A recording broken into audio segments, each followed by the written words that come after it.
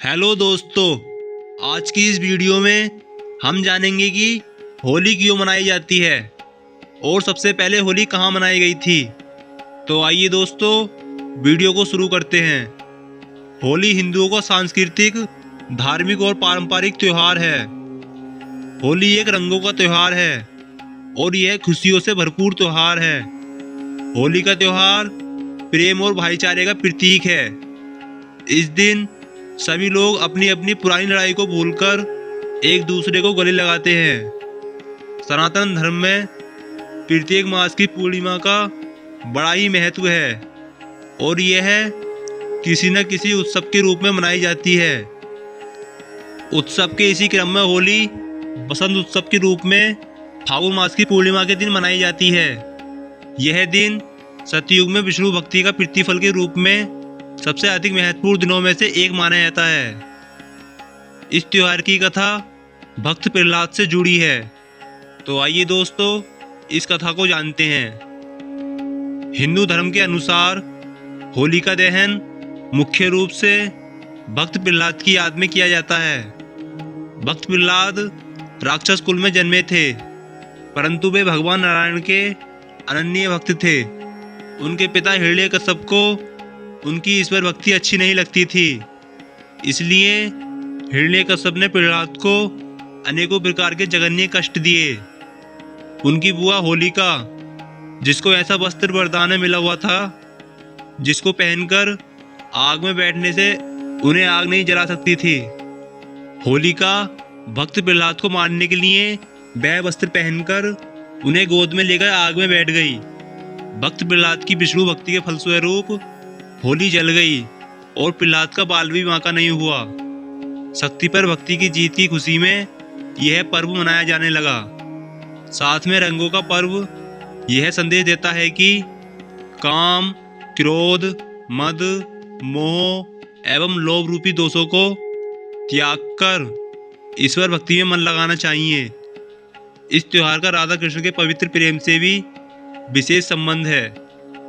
होली का त्योहार राधा कृष्ण के पवित्र प्रेम से भी जुड़ा हुआ है। पौराणिक समय में श्री कृष्ण और राधा की बरसाने की होली के साथ ही होली के उत्सव की शुरुआत हुई।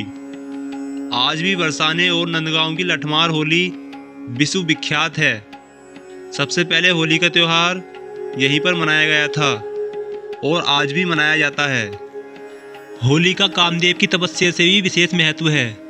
शिव पुराण के अनुसार हिमालय की पुत्री पार्वती शिव से विवाह हेतु कठोर तपस्या कर रही थीं और शिव भी तपस्या में लीन थे। इंद्र का भी शिव पार्वती विवाह में स्वार्थ छिपा था।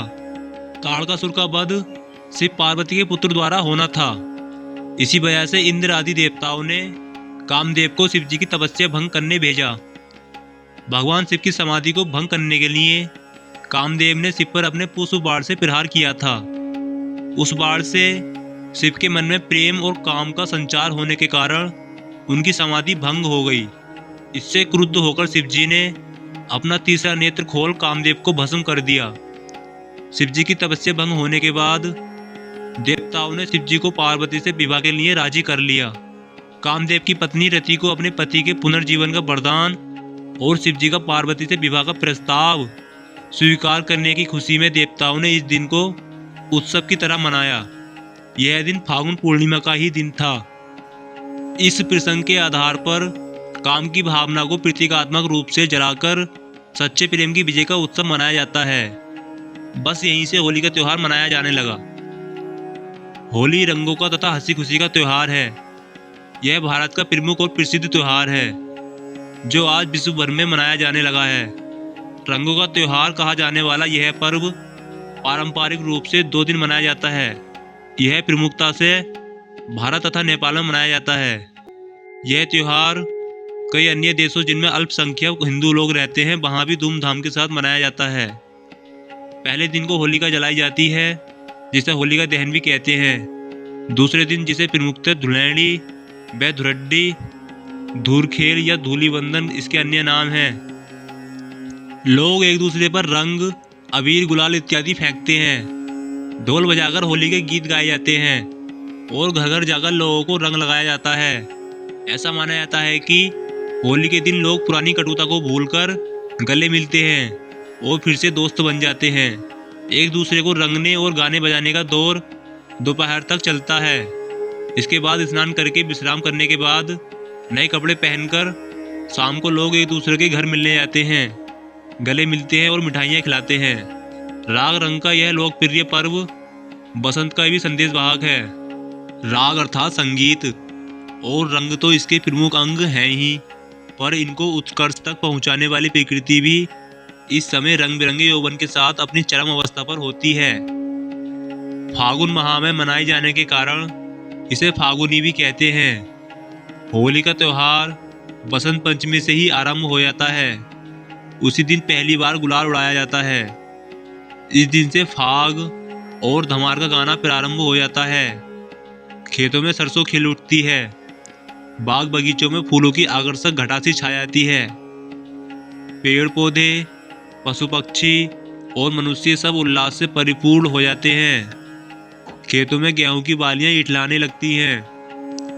बच्चे बूढ़े सभी व्यक्ति सब कुछ संकोच और रूढ़ियां भूलकर ढोलक झांझ मंजीरों की धुन के साथ नृत्य संगीत व रंगों में डूब जाते हैं। चारों तरफ रंगों की फुहार फूट पड़ती है।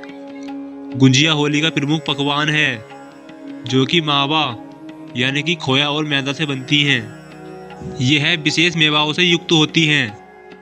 इस दिन कांजी के बड़े खाने में खिलाने का रिवाज है।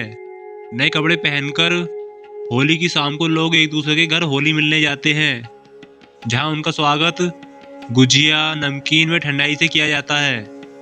होली के दिन आम्र मंजरी तथा चंदन को मिलाकर खाने का बड़ा महात्म्य है।